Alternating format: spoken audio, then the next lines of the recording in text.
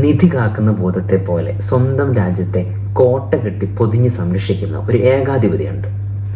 ഇടയ്ക്കിടെ US വരെ എത്താൻ ശേഷിയുള്ള ഭൂഖണ്ഡാന്തര മിസൈലുകൾ പരീക്ഷിക്കുന്നതിലാണ് അയാളുടെ വേറൊരു രസം. സ്വന്തം സഹോദരനെ വിഷം കൊടുത്തു കൊന്നുവെന്നാണ് ശത്രുക്കൾ അയാളെപ്പറ്റി ആരോപിക്കുന്നത്. സ്വന്തം അമ്മാവനെയും കുടുംബത്തെയും വേട്ടപ്പട്ടികൾക്ക് എറിഞ്ഞു കൊടുത്ത ഒരു സൈക്കോ.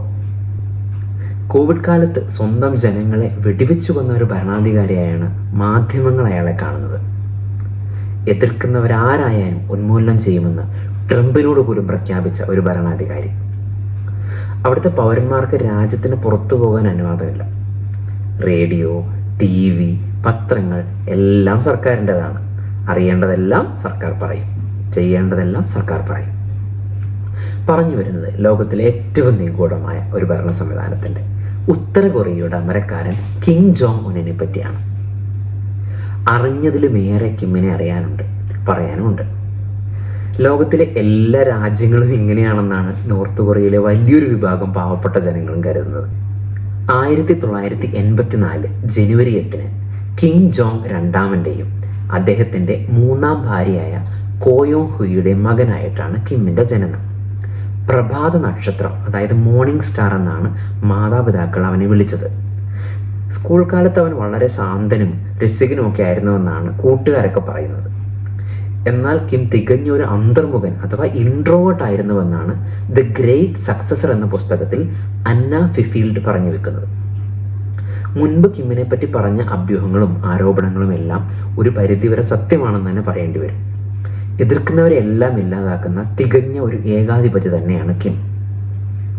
വളരെ ഭക്ഷണപ്രിയനാണ്, പിസ്സ ഭ്രാന്തനാണ്, മദ്യപാനി, ബ്രസീലിയൻ കാപ്പിയുടെ ആരാധകൻ, സ്നേക്ക് വൈൻ അടിമ തുടങ്ങി ഒരുപാട് വിശേഷണങ്ങൾ കിമ്മിനുണ്ട്. കിമ്മിൻ്റെ ജീവിതത്തെ പഠനവിധേയമാക്കി എല്ലാവരും ഒരുപോലെ സമ്മതിച്ചൊരു കാര്യമാണ് അയാൾക്ക് കടുത്ത മാനസിക സമ്മർദ്ദം ഉണ്ടായിരുന്നെന്ന്. എന്നാൽ ചങ്കൂട്ടത്തിൻ്റെ കാര്യത്തിൽ നേരെ ഓപ്പോസിറ്റാണ്. ഭീഷണി മുഴക്കിയ ട്രംപിനോട് പോലും വേണ്ടി വന്നാൽ അമേരിക്കയെ ചുട്ടരിക്കുമെന്ന് മറുപടി നൽകിയ ഒടുക്കത്തെ ചങ്കൂറ്റൻ. ചുരുക്കി പറഞ്ഞാൽ വളരെ പ്രാക്ടിക്കലായി കാര്യങ്ങളെ നേരിടുന്ന, യുക്തിയിൽ അധിഷ്ഠിതമായി തീരുമാനങ്ങൾ എടുക്കുന്ന ഒരു വ്യക്തിത്വമാണ് കിം. അയാൾ ഒരു നാർസിസിസ്റ്റാണ്, അഥവാ ഒരു ആത്മാരാധകനാണ്. മറ്റുള്ളവരെല്ലാം തന്നെ ശ്രദ്ധിക്കണമെന്നും അവരുടെ പ്രശംസകൾ ആഗ്രഹിക്കുകയും ഒക്കെ ചെയ്യുന്ന ഒരു മനസ്സ്. സ്വന്തം കഴിവുകളിൽ ശക്തമായി വിശ്വസിക്കുന്ന മനുഷ്യനാണ് കിം. ലീഡർഷിപ്പ് രണ്ടാമതായിട്ട്, അഥവാ നേതൃപാടവം അയാളുടെ മറ്റൊരു സ്വഭാവ സവിശേഷതയാണ്. നയിക്കാനും അനുസരിപ്പിക്കാനും ഒക്കെ ഉള്ളൊരു കഴിവ്. ഒരു ഏകാധിപതിയുടെ പ്രധാന സവിശേഷതയും അത് തന്നെയാണല്ലോ. നമ്മൾ ഹിറ്റ്ലറിലൊക്കെ ഈ സ്വഭാവം കണ്ടിട്ടുണ്ട് അല്ലേ. അയാളൊരു ഭ്രാന്തനായ ഏകാധിപതിയും തന്ത്രജ്ഞനായ ഭരണകർത്താവുമാണ്. മറ്റൊന്ന് ചിന്തിക്കുകയാണെങ്കിൽ ഷോർട്ട് ടെമ്പേർഡ് ആൻഡ് ഇമ്പൾസീവ്. ചില എടുത്തുചാട്ടങ്ങളും മനുഷ്യ മനസ്സാക്ഷിയെ ഞെട്ടിച്ച തീരുമാനങ്ങളും അയാളുടെ മുഖമുദ്രയാണ്. പാരനോയ്യ അഥവാ സംശയരോഗം, ചുറ്റുപാടുള്ള എന്തിനേയും സംശയദൃഷ്ടിയോടെ മാത്രം കാണുന്ന ഒരു മാനസിക നില. 6 വയസ്സുവരെ സ്വന്തം വീടിൻ്റെ അകത്തളങ്ങളിൽ ഏകാന്തനായി വളർന്ന ഒരു കുട്ടി. മറ്റൊരു കുട്ടികളോടും സംസാരിക്കുവാനോ ഇടപഴകുവാനോ ഒന്നും അവന് സാധിച്ചിരുന്നില്ല. വളർന്നപ്പോൾ വിദേശത്തെ ഒരു ബോർഡിംഗ് സ്കൂളിലാണ് പഠിച്ചത്. മാതാപിതാക്കളുടെ സ്നേഹവാത്സല്യങ്ങളൊന്നും ലഭിക്കാതെ വളർന്ന ആ വിദ്യാർത്ഥി നോർത്ത് കൊറിയയുടെ അധിപനായപ്പോൾ വളർച്ചയുടെ കാലഘട്ടങ്ങളിൽ നേരിട്ട എല്ലാ മുറിവുകളും അവനെ ബാധിച്ചിട്ടുണ്ട് എന്ന് തന്നെ പറയേണ്ടി വരും. പക്ഷേ ഈ അടുത്തായി അല്പം കൂടി ലിബറലായി അയാൾ മാറിയിട്ടുണ്ട്.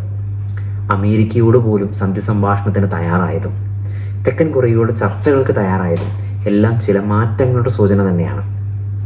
വടക്കൻ കൊറിയയിലെ മനുഷ്യാവകാശ ലംഘനങ്ങളുടെയോ ക്രൂരതകളുടെയോ വെളുപ്പിച്ചെടുക്കലല്ല ഈ വീഡിയോ. കിം എന്ന നേതാവിനെ പറ്റി മനഃശാസ്ത്രപരമായ ഒരു പഠനം മാത്രമാണ്. മറ്റൊരു വീഡിയോയുമായി വീണ്ടും കണ്ടുമുട്ടുന്നത് വരെ നന്ദി.